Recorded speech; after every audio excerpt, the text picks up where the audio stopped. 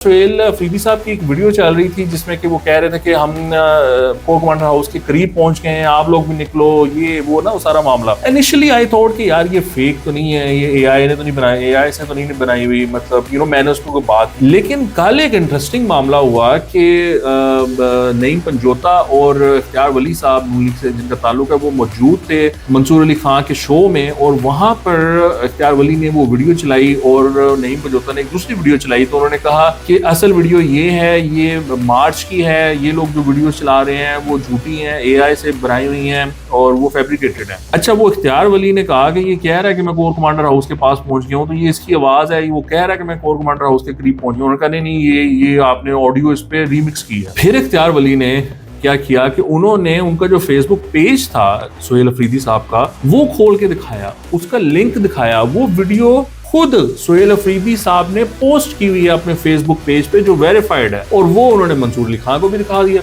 मंसूर अली खान भी हैरान रह गए कि यार ये तो सुहेल अफरीदी साहब ने खुद वीडियो अपने फेसबुक पेज में डाली हुई है जहां पर वो कह रहे हैं कि मैं कोर कमांडर हाउस के करीब पहुंच गया हूं, आप भी निकलो। तो फिर तो कोई शक ही नहीं रह जाता। और उसकी डेट है जी 11 मई की, यानी 9 मई और 10 मई और 11 मई, तो वो वहां पर वो वाला मामला हुआ है। अब ये तो साबित हो गया, ये तो there is no doubt about it now कि सुहेल अफरीदी साहब was involved in 9 May rights.